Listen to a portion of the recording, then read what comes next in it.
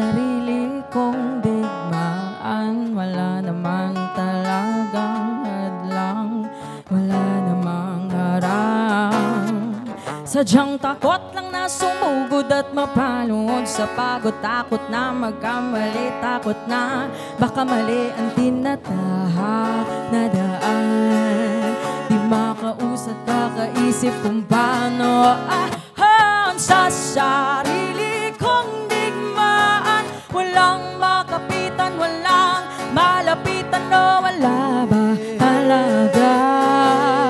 O hindi mo lang alam kung kanino sasama sa sarili kong digmaan. Walang makapitan, walang malapitan, no, wala ba talaga?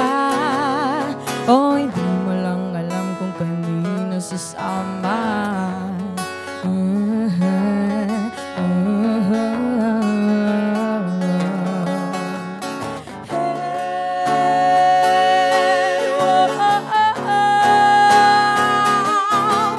Ilang taon na ang lumipas, gulong-gulo ang isipan. Di makahanap ng sagot, nalunod na sa dami ng tandog sa sarili. Sa sarili kong digmaan.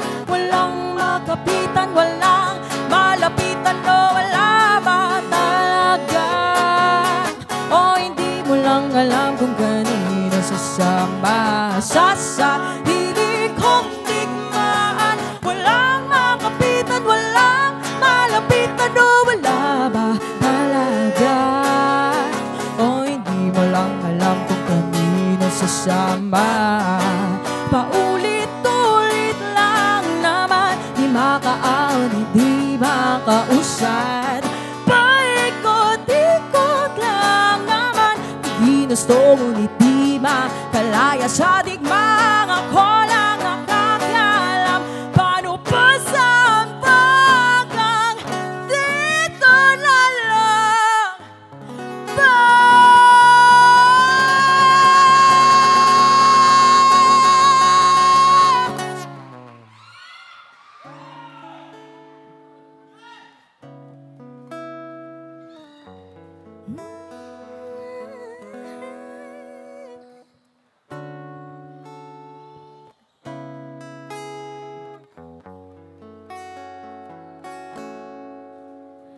Sa sarili kong digmaan, ako ang may gawan.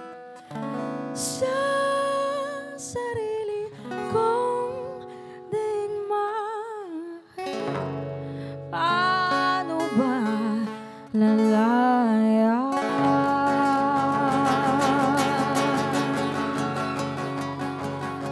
Thank you so much, Ed Dato. Sariling digmaan niya para sa mga may taong pinagdadaanan na hindi nila ma-share sa iba. Para sa inyo to. At hindi kayo nag-iisa.